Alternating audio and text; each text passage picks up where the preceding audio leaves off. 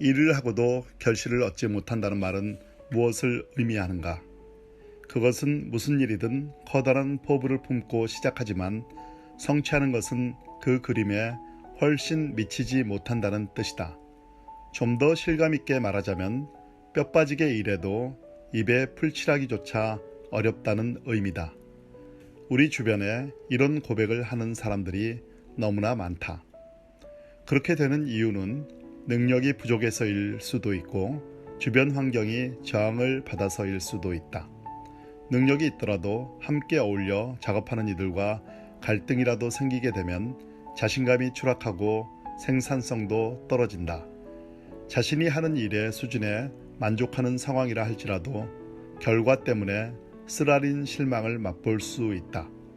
여러 변수가 작용해서 프로젝트를 통해 끌어낸 진정한 성과가 희석되는 사태가 오기도 한다. 탁월한 경작 기법을 마스터해도 가뭄이나 홍수, 전쟁이 닥쳐서 수확이 불가능해지기도 한다. 정성껏 키운 농작물이 한 번의 홍수에 무용지물이 되는 경우도 빈번하다. 더러는 조직에 의미 있는 기여를 하든지 특정 분야의 전문가로 탁월해지겠다는 열망을 품기도 한다. 인간 사회를 한 차원 끌어올리거나 문화 전반에 지워지지 않는 발자국을 남기기를 꿈꾸는 것이다. 하지만 대다수는 일생을 투자해도 목표 근처에도 다다르지 못한다. 멀리서 보기에 승승장구하는 것 같아도 실상을 들여다보면 야심을 이루기보다 좌절하는 경우가 압도적으로 더 많다. 나는 목회자로서 내게 딱 들어맞는, 그래서 세상에서 가장 신나는 일을 한다고 생각한다. 하고 싶은 일을 하고 있고 줄곧 꿈꿔왔던 일들이 우리 교회를 통해 열매를 맺어가는 게 보인다. 그럼에도 불구하고 엄청난 가시덤불과 엉겅퀴를 경험하고 있는 것 또한 부인할 수 없는 사실이다. 갑상선 암에 걸려 지극히 기본적인 부분을 제외하곤 사역 전체를 보류해야 했다. 한때는 함께 일하는 교육자들이 불편한 심기를 내비치며 나의 비전이 너무 커서 자신들의 추진력으로는 감당하기 어렵다고 비판하기도 했다. 이처럼 불편한 상황이 닥치면 하나님이 맡겨주신 나라는 조그만 땅에 가시덤불과 엉겅퀴가 맹렬하게 번져나가는 것을 절감할 수밖에 없었다. 여러분도 대부분 이런 경우에 직면했을 것이다. 이렇게 아무리 땀을 흘려도 가시덤불과 엉겅퀴 때문에 엉망진창이 되는 가장 큰 이유는 죄 때문이다. 우리의 노동이 죄에 오염되어 버렸기 때문이다. 하나님은 일을 하도록 인간을 지으셨지만 죄에 오염된 노동은 고통스러운 수고에 지나지 않는다.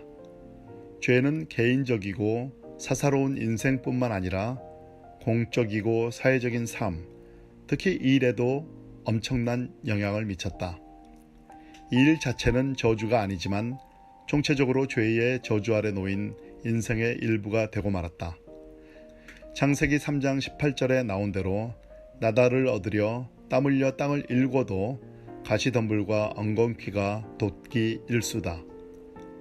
땅이 내게 가시덤불과 엉겅퀴를 낼 것이라고 한 하나님의 선언은 사람이 하는 모든 일과 수고가 결실을 맺지 못하고 종종 물거품이 되고 말리라는 의미를 담고 있다. 이 세상은 깨지고 망가진 세계다. 질병과 죽음, 불의와 이기심, 자연재해와 혼돈이 판친다. 죄 때문이다. 인류가 창조주에게 반역했고 타락해져서 결국 하나님으로부터 멀어졌기 때문이다. 타락한 세상에서 일에게 닥친 저주 가운데 하나는 열매를 맺지 못하는 것이다. 이러므로써 우리 인생의 많은 일들이 될 듯 하다가 결국은 되지 않게 된다. 아담과 하와가 죄에 빠진 타락 사건은 지금까지 두고두고 재앙이 되어버렸고 21세기를 사는 우리에게도 심각한 영향을 미치고 있다. 열매를 간절히 바라지만 성에 차도록 얻을 수 없으며 처절한 실패를 겪는 사례는 부지기수다. 수많은 현대인들이 이상주의와 냉소주의라는 두 극단에 치우치거나 심지어 수시로 양쪽을 오가기까지 하는 이유가 여기에 있다. 이상주의는 속삭인다. 이를 통해 변화를 일으키고 영향을 끼치며 세상의 정의를 실현해야지. 반면에 냉소주의는 비아냥거린다. 이란들 뭐가 변하겠어? 쓸데없는 희망을 품어선 안 돼. 그저 먹고 살 수 있으면 그만이지. 너무 공을 들이지 말라고. 여건만 되면 당장이라도 집어치우라고. 그러나 무조건 절망만 할 필요는 없다.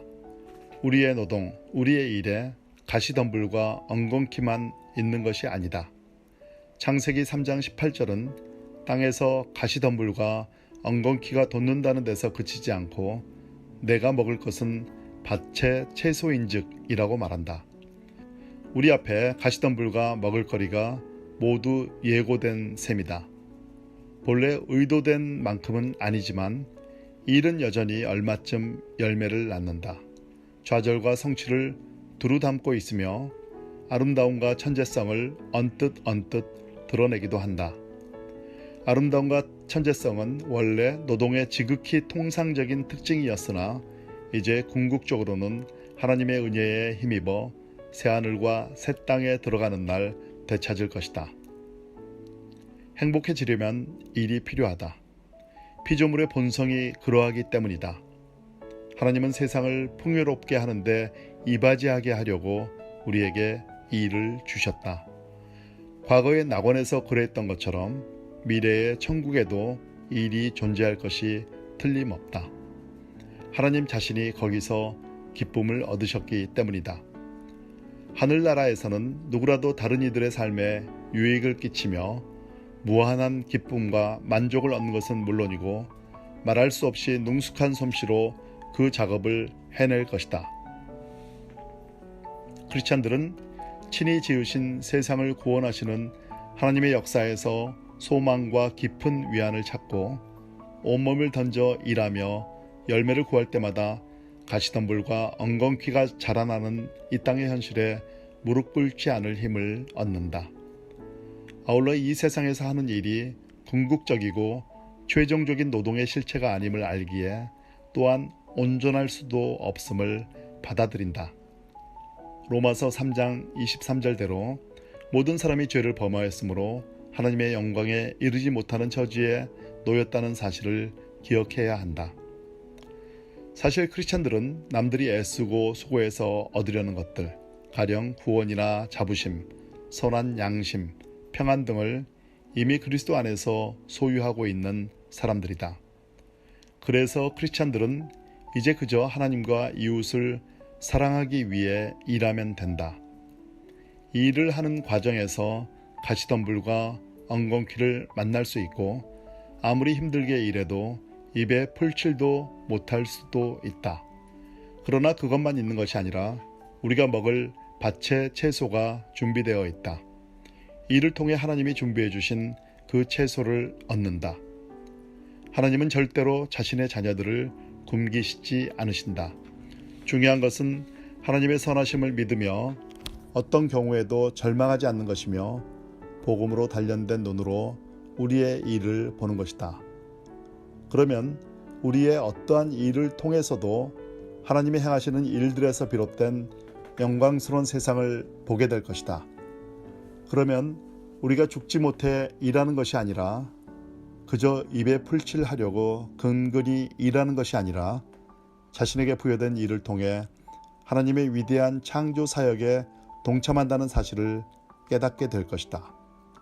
그러면 쇼핑몰 화장실을 청소하는 일에서부터 더할 나위 없이 고상한 예술적, 역사적 업적에 이르기까지 모든 일이 거룩한 일, 성직이 될 것이다.